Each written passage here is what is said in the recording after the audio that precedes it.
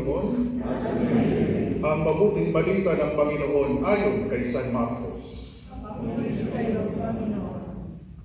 Noong panahong iyon, sinabi ni Jesus sa mga tao, ang paghahari ng Diyos ay may tutulad sa isang naghahasik ng binhi sa kanyang bukid. Pagkatapos niyon, magpapatuloy siya sa kanyang pang-araw-araw na gawain. Tutubo at lalago ang binhi nang hindi niya nalalaman kung paano. Ang lupay siya'y nagpapasibol at nagpapabunga sa mga pananim. Uusbong muna, sa kabuhay ng pagkatapos ay mahihitig sa mga butil.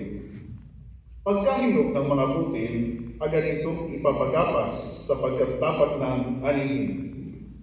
Sa ano natin ihahambing ang paghahari ng Diyos, sabi pa ni Jesus. Anong talinghaga ang gagamitin natin upang ilarawan ito? Tulad ito ng butil ng mustasa na siyang pinakamaliit sa lahat ng mga binhi. Kapag natanim na at lumago, ito'y nagiging pinakamalaki sa lahat ng puno ng gulay. Nagkakasanga ito ng malalabay, ano pang ang mga ibon ay nakapabungugad sa mga sanga nito. Ang salita'y pinangaral ni Jesus sa kanila sa pamamagitan ng maraming talinghaga tulad nito, ayon sa makakaya ng kanilang pangunawa. Hindi siya nangaral sa kanila nang hindi gumagamit ng talinghaga, ngunit ipinaliwanag niya ng sarilinan sa kanyang mga alagad ang lahat ng bagay. Ang mabuting balita ng Panginoon.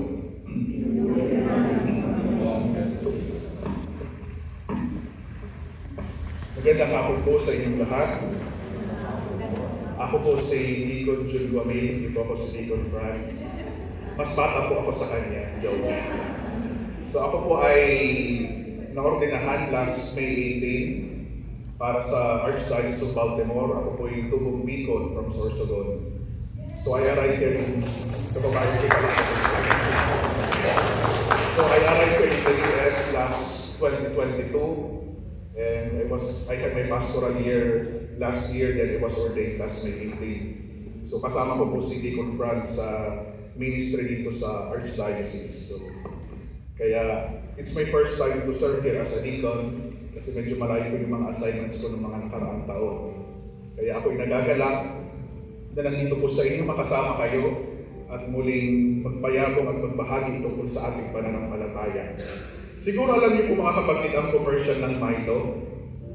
Naalala ko po nung bata ako, sabi ko bata pa naman ako, sabi po sa Milo na commercial, great starts from small beginning. So lahat daw po ng bagay nagsisimula sa maliliit. Kagaya po ng buhay natin, sabi nga nila, life starts from the basic. So mula sa bata, lumalaki, tumatanda. Nung bata tayo, naglalaro lang tayo hanggang sa tayo pumasok sa eskwelahan, sa high school at naging college, nagkaroon ng degree. Ganon din po yung cycle ng buhay. At ganon din po sa aspeto ng ating pananampalataya. Faith starts from the very basic. Natututunan natin ang lahat sa basic understanding of our faith hanggang sa tayo ay lumago sa ating pananampalataya. At itong paglago na ito ay hindi lamang nakukontain sa ating sarili kung hindi mahalagang ibinabahagi ang pananampalataya sa iba. Kaya nga ngayon sa mga pagbasa, mahalagang binibigyan din ng una, ikalawa ang ebanghelyo, yung tungkol sa pagtatanim at paglago. Naalala ko po nung bata ako, tuwing linggo, nung buhay ko yung nanay ko, ako ay dinadala niya sa simbahan para magsimba. At pinapagalitan ako kapag nakakalimutan kong sumama sa kanya na magsimba. Kasi nung una, hindi ko maintindihan ang kahalagahan ng pagsisimba. Pero nung ako ay lumalaki na at nag-aral, nakita ko yung kahalagahan ng bakit kailangan natin magsimba. At mula po doon sa nakita kong kahalagahan, mula doon sa ipinunda ng aking nanay sa akin, bakit kailangan magsimba at magdasal, na-discover ko po yung aking bokasyon sa pagpapari. Pero nung una, ako ay nahirapang intindihin bakit nga ba ako tinatawag ng Diyos na maging pari. So ang bokasyon, ang tawag, ay nagsimula din sa maliit na buti na tinanim sa akin ng Diyos. Noong una, pumasok ako sa seminaryo na mahirap intindihin. Ganito pala ang pagsunod sa Diyos, ganito pala ang buhay ng pagpapari. Minsan ako ay lumabas, bumalik ulit at nagpatuloy hanggang sa ako po ay maordinahan. So from the very basic hanggang sa ito ay lumago at patuloy na pinalalago yung bukasyon na ito, yung tawag na ito. At ganoon din po sa ating buhay pananampalataya. Mayroon ako tayong pananampalataya, alam naman natin yun. Naniniwala ko tayo sa Diyos, given na po yun. Pero ang hamon po sa atin ngayon, paano itong pananampalataya na ito lalago pa at lalalim pa? Sa unang pagbasa, sinasabi ni Propeta Ezekiel na kagaya ni Yahweh na nagtanim at nagpausbong ng isang tanim, ang kahalagahan nito sa buhay pananampalataya. Ganon din po sa ikalawang pagbasa, sa ikalawang sulat ni San Pablo sa mga taga-Korinto, sabi po ni Pablo sa translation sa English, we walk by faith and not by sight. Siya ay naglalakbay sa pamamagitan ng pananampalataya, hindi sa kung ano ang nakikita niya. So para kay Pablo maliwanag na ang buhay niya ay nakasentro sa pananampalataya, hindi sa mga makumundong bagay. At ito din po yung sinasabi ng ating Panginoon sa Ebanghelyo ni San Marcos. Kapag ang Panginoon po ay nagtuturo sa mga tao, gumagamit po siya ng tinatawag natin na parables, o in Tagalog, talinhaga. Bakit po gumagamit siya ng ganito?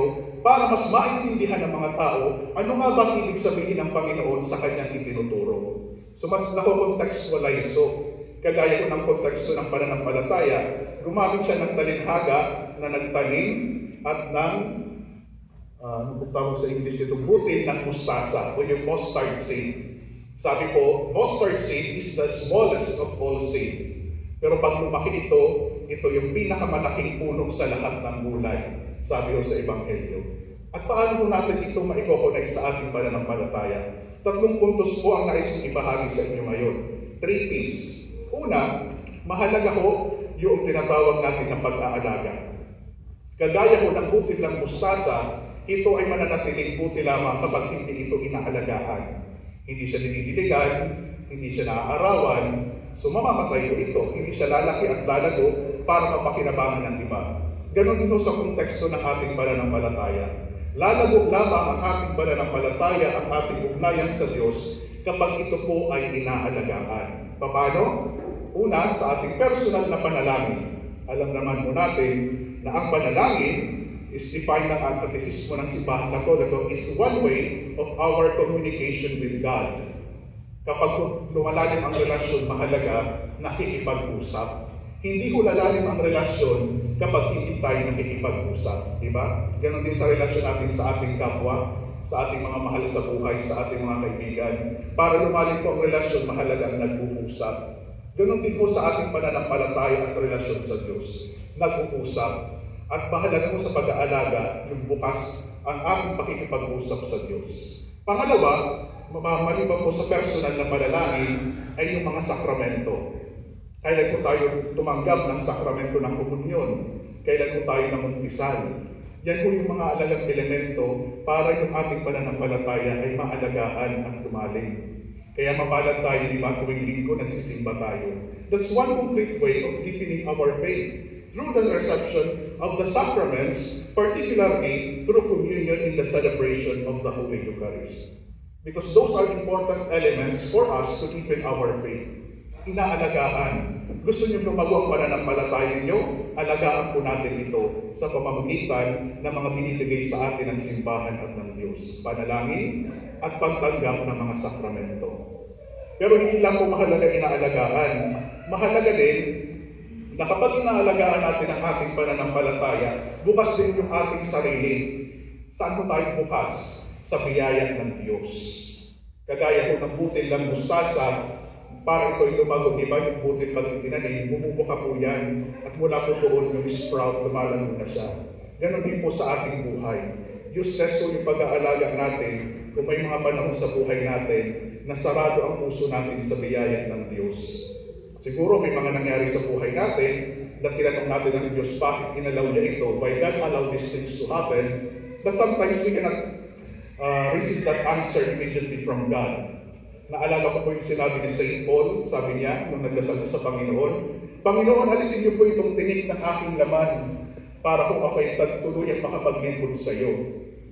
Paul even questioned God why God allowed the thorn in the flesh to challenge him in his faith.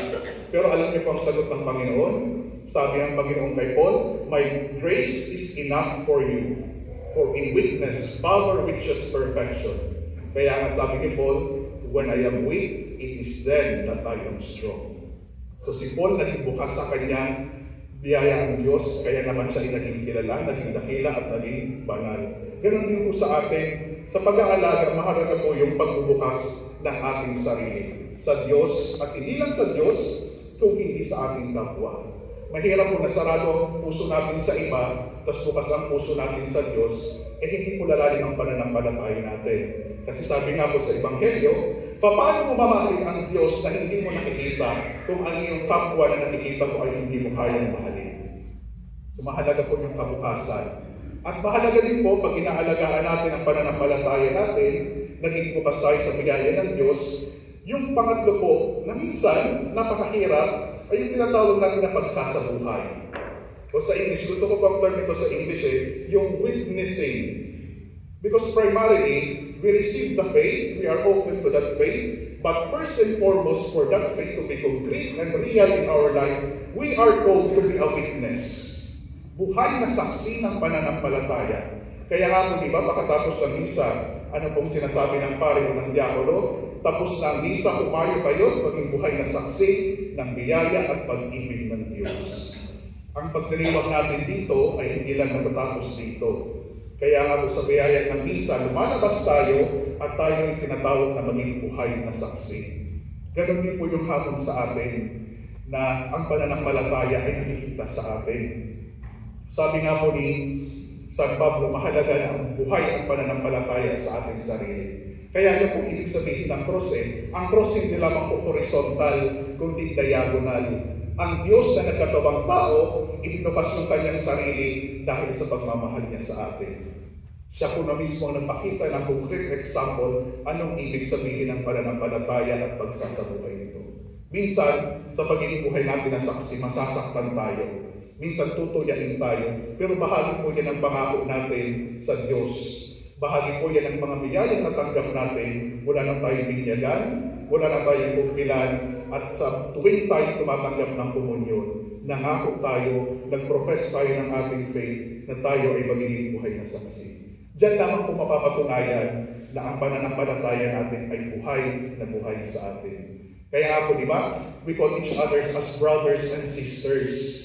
Because we are no longer strangers to each other, but we live as a community. Yan po ang ibig sabihin ng pagiging Katoliko. Yan po ang ibig sabihin ng pagiging magkapatid. Bukas ang loob natin sa isa't isa, hindi lamang sa Diyos, kung hindi sa ating mga kapatid. Lalo na, minsan yung mga kapatid na mahirap natin mahalin. Yun po yung challenge sa pagiging Kristiyano. Kaya sana mga kapatid, ipinunla sa atin ng Diyos ang pananampalataya na ito, alagaan natin, patuloy na maging bukas sa biyaya ng Diyos, at hindi lamang po matatapusan diyan, tayo sana ay maging buhay na saksi ng pananampalataya na ito. Akuin, alagaan at ibahagi ito sa iba. Dahil yun lamang po yung daan para tayo makapasok sa kanyang kaharian. Dahil walang kwenta po yung ating pananampalataya kung sarado naman ang ating sarili sa ating kapwa. Kaya sana, sabi nga po sa Ebanghelyo ngayon, the parable of the mustard seed, it starts with small beginnings, but becomes a great tree. Small beginnings, great things start from small beginnings. Nawa, ito'y magsilbing aral sa atin at hamon sa patuloy natin na paglalakbay. Sabi nga po ng isang spiritual writer, when you run alone, it is called race. But when God runs with you, it is called grace. Patuloy sana tayo maging bukas sa biyaya ng Diyos at ibahagi ito sa iba. Dahil ito lamang yung daan patungo sa kanyang kaharian.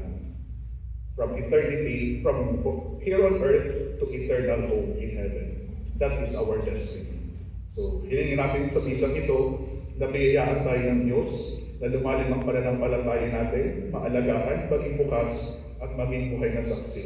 Ibahagi ito sa iba, kagaya ng ginawa ng Panginoon sa atin. Amen.